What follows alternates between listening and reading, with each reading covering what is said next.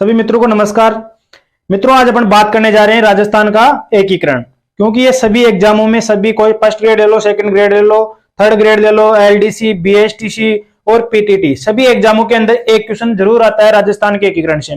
काफी बच्चों के कमेंट आ रहे थे, सर राजस्थान जीके का बैच लेके आइए, उसके अंदर भी कि राजस्थान एकीकरण थोड़ा सी हार्ड टॉपिक लगता है, याद नहीं होता उसकी डेट वगैरह। तो मैं ये बिल्कुल आपको बिना ट्रिक के साथ पढ़ाने वाला हूं, बिना ट्रिक के आपको याद करवाऊंगा। अभी 10 मिनट का वीडियो रहेगा मात्र ये, ठीक है दोस्तों। जो भी स्टूडेंट नए जुड़े हैं, एक बार सब्सक्राइब कर लीजिएगा चैनल को और शेयर करते रहिएगा, और पसंद आए तो लाइक करना, ठीक है। और आपको कैसी क्लास लगी उसके लिए आप कमेंट जरूर करिएगा, ठीक है दोस्तों। तो सबसे पहले बात करते हैं राजस्थान के एकीकरण। आपको पता है ये 7 चरणों में पूरा हुआ था, ठीक है। कितने चरणों में? 7 चरणों में, ठीक है।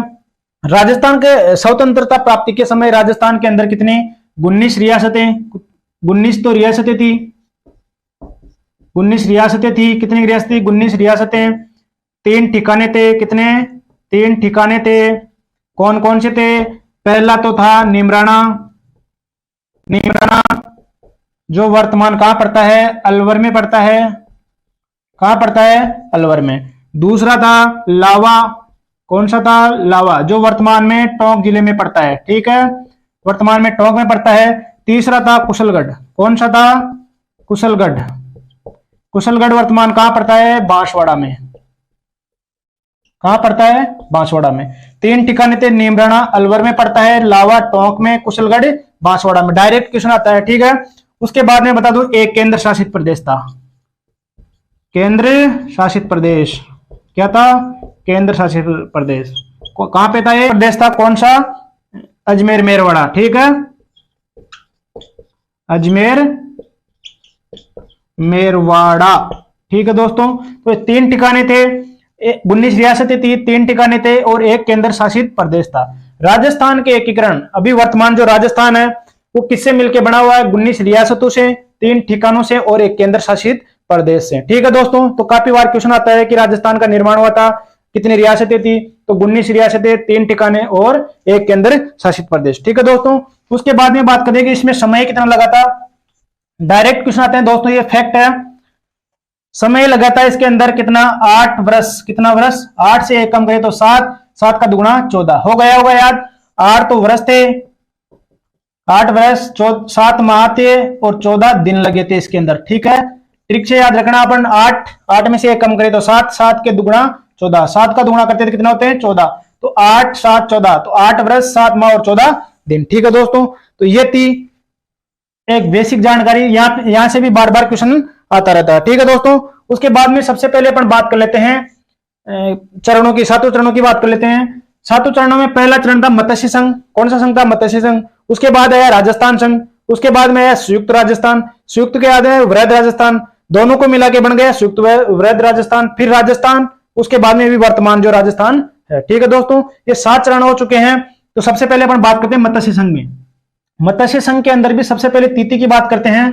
तो आपको मैं एक नंबर बताता हूं, आप उसको याद कर लेना, मोबाइल के नंबर मान के याद कर लेना, ठीक है दोस्तों, ठीक है। सबसे पहले बात करते हैं 18, उसके बाद में याद रखना 25, फिर वापस 18, 25, 18, उसके बाद में याद रखना 30, क्या? 30 का आधा कर लेना, फिर 15, ठीक है। उसके बाद में 26, लास्ट में 1, ठीक है। ये याद रखना, 18, 25, 18, 30, 30 के आधे 15, 26, 1। बार बार 2-3 बार बोलोगे, बिल्कुल आपको याद हो जाएगा। मेरे साथ बोलिएगा, 18, 25, 18, 30, 15, 26, 1, 18, 25, 18, फिर 30, 30 का आधा कर लो 15, फिर 26, फिर 1, ठीक है दोस्तों।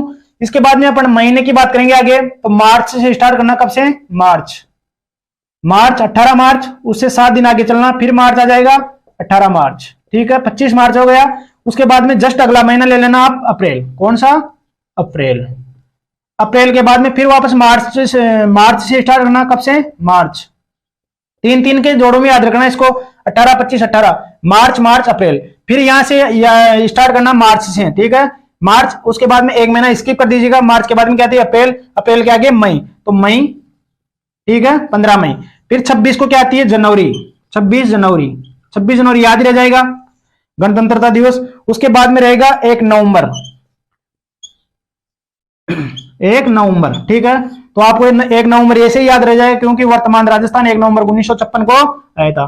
उसके बाद में आगे की बात करूं मैं सन की, तो आप इसमें ये याद रखना 3 डेढ़ तो 48 की रहेगी, कितने की 48 48 48, 3 बार 48 लिखना, 2 बार 49 लिखना, कितना लिखना 2 बार 49 लिखना, 1 बार 50 लिखना और 1 बार 56 लिखना। ठीक है, याद हो गया होगा 48 48 48 49 49 फिर 50 फिर 56। ठीक है, 3 बार 48, 2 बार 49, 1 बार 50, 1 बार 56। ठीक है, कंटिन्यू चलना 48 से लेके 50 तक 6 चरण पूरे हो चुके होंगे यहां तक, और उसके बाद में 56, इसके आगे 19 लगा देना। क्या लगा देना 19।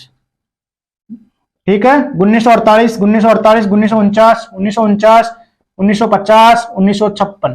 ठीक है, ये थी। अगर ऐसे भी याद नहीं रहता कि सर पहला चरण की स्टार्टिंग कौन सी डेट से करे, तो आप यहां से याद रखना 1948 याद रखना, इसका पहला और लास्ट वाला डिजिट लेना और यहां लिख देना। ठीक है, उसके बाद में आप लिखते जाना, आपको बिल्कुल याद आ जाएगा। अगर आपको याद नहीं आ रहा तो एक बार ये लिख लेना 18 25 18 30 15 26 1, वहां पे बिल्कुल आपका 100% आंसर सही होने वाला है, बिल्कुल भी गलत नहीं होगा।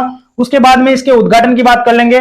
आपको तिथि याद हो गई होगी, इनके नाम याद हो गए होंगे कितने 7 चरणों के। उसके बाद में उद्घाटन करता कौन थे, तो आपको पता है कोई भी नया नहीं। उद्घाटन करता कौन था, गॉडगिल। कौन था, गॉडगिल। सबसे पहले उद्घाटन की बात करते हैं। सबसे पहले उद्घाटन किया था गॉडगिल ने। किसने किया था, गॉडगिल ने। 2 बार गॉडगिल लिखना, गॉडगिल गॉडगिल चाचा, क्या लिखना चाचा, उसके बाद में लिखना पटेल।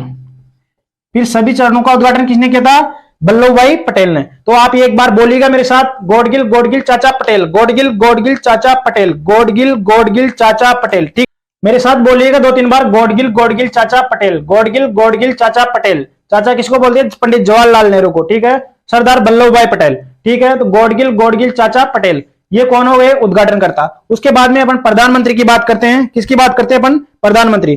प्रधानमंत्री सबसे पहले अपन बात करेंगे, क्योंकि पहला नया पहली बार ही एकीकरण हो रहा था राजस्थान का।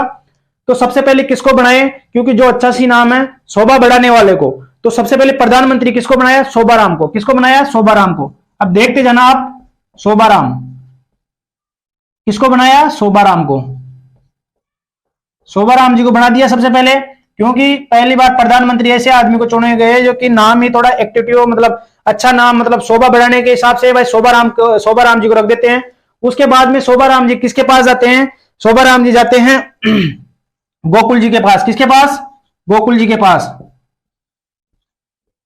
गोकुल जी के पास जाते हैं शोभाराम जी, गोकुल जी के पास जाते हैं। ये दोनों मिलके जाते हैं कि अपन माणिक्यलाल वर्मा जी के पास चलते हैं। किसके बाद, माणिक्यलाल वर्मा जी के पास चलते हैं। माणिक्यलाल वर्मा बोलते हैं कि अपन सभी मिलके कहां चलते हैं, हीरे के पास चलते हैं। कहां चलते हैं, हीरे के पास। तो कौन हो गया चौथे चरण का, हीरालाल शास्त्री। हीरालाल शास्त्री। ठीक है, यहां तक याद रखना आप। सबसे पहले शोभाराम, फिर गोकुललाल असावा। कौन था, गोकुललाल असावा। ठीक है, गोकुललाल असावा, फिर उसके बाद में माणिक्यलाल वर्मा, फिर हीरालाल शास्त्री। तो आप याद रखना कैसे। सबसे पहले प्रधानमंत्री किसको बनाया, शोभा बढ़ाने के लिए शोभाराम को बना दिया।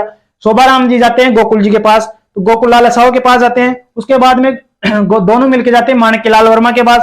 ये तीनों एक जगह हो गए, तो फिर बोलते हैं कि अपने हीरे के पास चलते हैं। तो हीरालाल जी के पास पहुंच गए। उसके बाद में कौन रहा, परमानेंट हीरालाल शास्त्री। ठीक है, आगे लास्ट वाले चरण की बात राज्य की बात करें कि कौन कौन से राज्य थे इसके अंदर। तो मैं एक बार राज्य की बात करूं, तो राज्य के अंदर सबसे पहले आप एबीसीडी, बच्चों को स्कूल में जाते हैं तो एबीसीडी सिखाते हैं। क्या सिखाते हैं, एबीसीडी।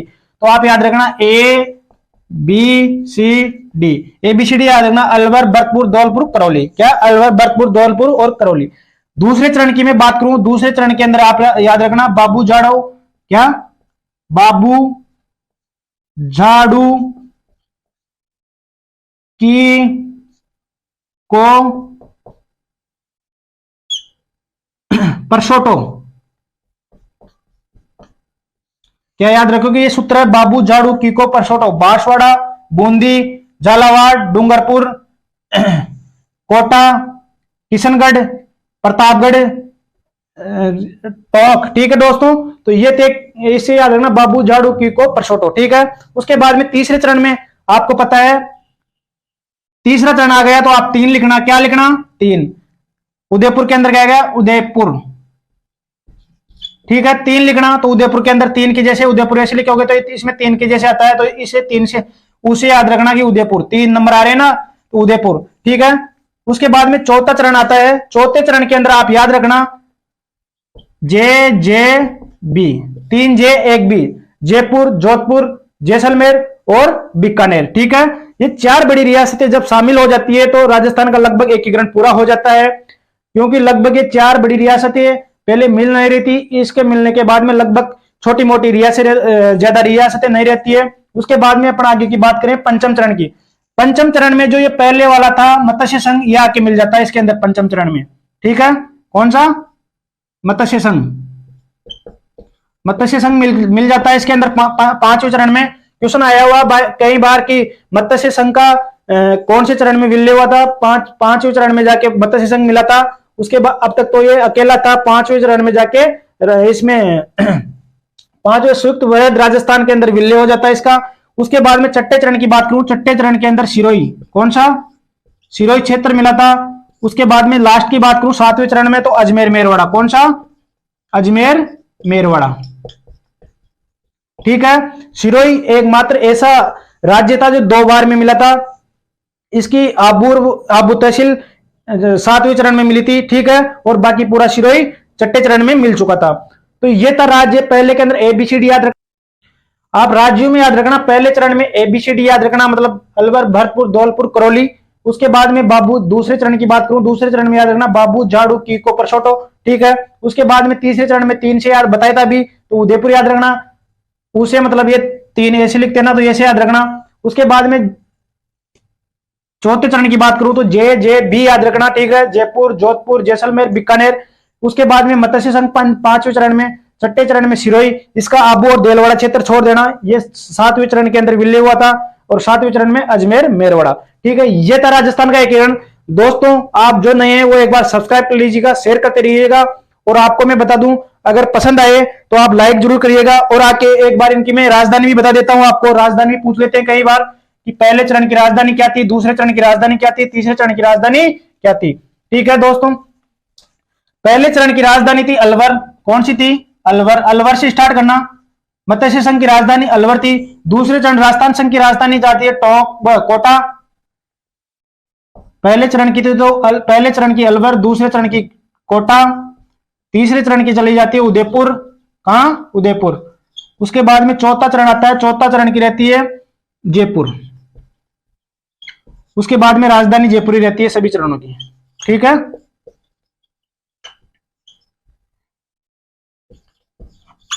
सभी चरणों के अंदर फिर राजधानी जयपुर रहती है। पहले की अलवर, दूसरे की कोटा, तीसरे की उदयपुर, चौथे की जयपुर, उसके बाद में जयपुरी रहती है। ये हो गई राजस्थानी। अगर राज प्रमुख की बात करूं, सबसे पहले धौलपुर वाले की बात करूं तो सबसे पहले अगर मैं महाराजे की बात करूं कि राज प्रमुख कौन था, तो सबसे पहले राज प्रमुख था धौलपुर का महाराजा कौन था? उदयबान सिंह था। उसके बाद में कोटा की बात करूं तो भीम सिंह था। उसके बाद में मैं बात करूं उदयपुर वाले की, तीसरे चरण के अंदर उदयपुर वाला का कौन था? उदयपुर वाला था भूपाल सिंह था।